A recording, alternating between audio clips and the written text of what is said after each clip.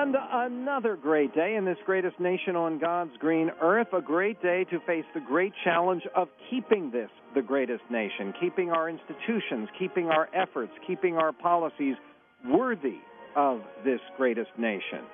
That's important when it comes to foreign policy and the ongoing efforts to combat terrorism around the world, particularly right now in Syria and in Iraq.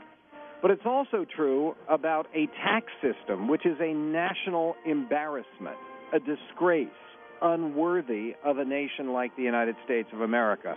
Who says so? Well, among many others, two of my favorite U.S. senators. They are both leading conservative voices in the United States Senate and across the country. Senator Marco Rubio of Florida, who's a frequent guest on this show, and Senator Mike Lee of Utah, who I'm also proud to say has also been a frequent guest on this show. They have joined forces to come up with a radical and very encouraging tax reform proposal that they're outlining for the first time today. Senators, thank you very much both for joining us. Thank you. Thank you. Good to be with you. It's great to be with both of you.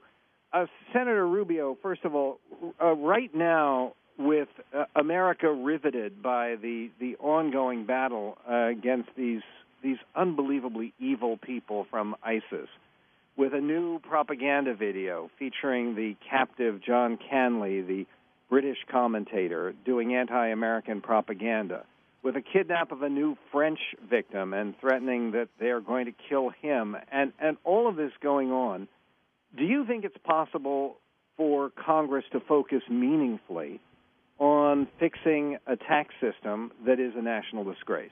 I do. I think that, first of all, that's our job, is to be able to do multiple things at once. Certainly the things that confront our country in many ways are interrelated. One of the challenges we face in the 21st century is having an economy that isn't just prosperous, but allows us to generate the revenue we need for our national defense. And that requires on strong and stable families, strong and stable people, and a strong and stable economy that can sustain that from that perspective. So they're interrelated in that sense. I think we also benefit from global prosperity and global stability because there are more people in the world that can afford to buy American products or American services or travel here as tourists.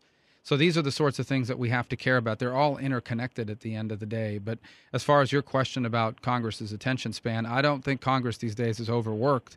I mean, we're not here this week either at a time when we should be confronting many of these major issues. But I certainly think that we should be expected to deal with multiple issues at the same time.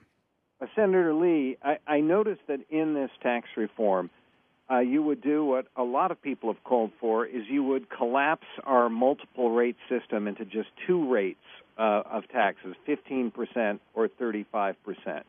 That 35% might sound scary to many people because that's a lot higher rate than most Americans, than nearly all Americans pay today. How much would you have to earn potentially to start paying 35% above that in federal income taxes? You know, the cutoff is going to be roughly $90,000 for a single earner, or twice that for a married couple filing jointly before that kicks in. You have to remember, though, we've still got deductions for charitable contributions and for mortgage interest. And so that's not necessarily going to be the effective rate at which those people would pay. But what we desperately need is simplification of the tax code. When we approach any question like this, we have to ask, what's the fundamental purpose here? You know, obviously we want the economy to grow, but on an even more fundamental level, we want to increase freedom. We want to remove barriers that people face in their lives. We want to increase freedom and opportunity. When you do that, economic growth is naturally the outcome. So when you start with this goal of more freedom, then you end up with solutions that specifically target those obstacles that are impeding people's access to opportunity. And by simplifying our tax code and making it easier for people at the business level and at the family level, you increase economic growth by promoting their freedom and their opportunity. Well, one of the things that I love about the proposal you put on the table, and you write about it today in the Wall Street Journal, I'm speaking with Senator Mike Lee of Utah and Senator Marco Rubio of Florida. One of the things I love, Senator Rubio, is this follows on to some previous very imaginative, very dynamic anti-poverty proposals that you have put on the table. One of the emphases of this new tax plan would be it would actually make it so much easier for people to climb their way out of poverty. How would it do that? Well, a couple things. First of all, you're allowing let's not forget that, and I think Senator Lee just touched upon this a moment ago when he talked about freedom. At the gist of the higher tax regime is the belief that you see coming consistently from the left, and that is we don't trust what people will do. We don't trust what schools will send their kids to, so we have to tell them where to send them. We don't trust that they'll make their health care decisions, so we're going to tell them the kind of insurance they need to have. And we don't trust what they'll do with their money, so we need to tax you more so we can spend it on your behalf. So just allowing people to keep more money of what they earn is important. The second aspect of it is that when a lower income worker gets a raise, a significant part of, especially if that raise puts them over a certain threshold, a significant percentage of that additional fund is now eaten up in a higher marginal effective tax rate. So we've got to address that as well. And last but not least, it would work in conjunction with the Earned Income Tax Credit program to allow people to not only incentivize work, but allow them to keep more of their own money so they can do things like save for retirement, buy a better health insurance plan of their choice for their families, send their kids to a better school, so that they can have a better opportunity at life.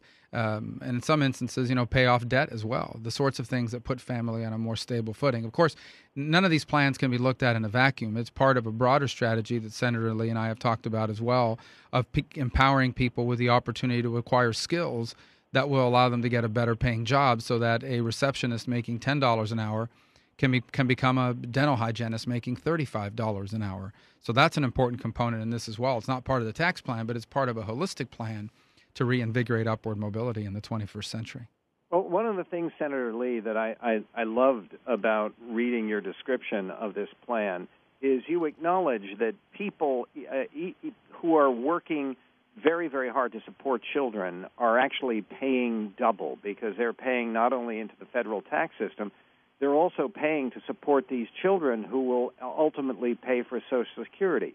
So as I understand it, what you're talking about is saying that parents who are making sacrifices to raise children would be able to take deductions not just from their federal income taxes, but from their payroll taxes, which everybody pays.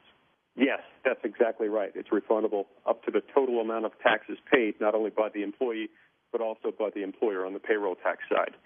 And I have to emphasize here that this is to correct an imbalance and inequity that exists in our current system that effectively punishes not just married people for being married, it also punishes working parents for being parents. And it tries to offset this penalty that we impose where we effectively tax people twice relative to our senior entitlement programs, Social Security, and Medicare. That system depends for its existence on more Americans having and raising children. And our current tax code doesn't take that into account. It, in effect, punishes working parents. This tries to offset that through a new tax credit for people raising children. Is there any aspect of this tax reform that would actually encourage people who are parents to get married, given that we now have over 40% of American babies born outside of marriage? Is there anything here to encourage marriage itself? I wouldn't say there's anything in here that necessarily encourages marriage, but it offsets some of the penalties that we currently throw at people who are married and who choose to have children. So in that respect, I guess you could say it's an encouragement because it gets rid of a punishment that we unjustly impose on married people today. Senator Rubio, very quickly, because we're coming up to a break, would this be a revenue-neutral tax reform, or would the government have to learn to live with less? Well, first up, I think we think at a minimum it would be revenue neutral, but in terms of how they would score it, if you did a static model, but if you dynamically scored it, we think it would be a revenue enhancer because economic growth generates more revenue. In essence, if you have more taxpayers and you have more economic activity, you're going to generate more revenue without having to raise rates for anybody. Now, certainly the other side of this equation would be getting a government that spends money wisely and within its means so that any additional revenue, you're using it not just to fund the essential operation of government, but to bring your debt under control. But we actually believe that economic growth that would be triggered by a simplified, more affordable tax code would actually generate more revenue for government over time. We are speaking with Senator Marco Rubio of Florida and Senator Mike Lee of the great state of Utah. When we come back, I want to ask both senators. They were talking about spending money wisely. Of course, you want the government to do that.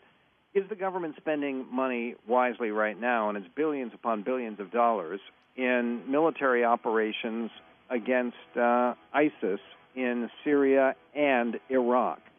And how should that be handled differently? Both senators have expressed some support for President Obama. Does he deserve full support and a blank check? We will get to that and more with Senator Mike Lee of Utah, Senator Marco Rubio of Florida. Your call's coming up. The Michael Medved Show, michaelmedved.com. Last night, on my orders, America's armed forces began strikes against ISIL targets in Syria. Today, the American people give thanks for the extraordinary service of our men and women in uniform, including the pilots who flew these missions with the courage and professionalism that we've come to expect from the finest military that the world's ever known.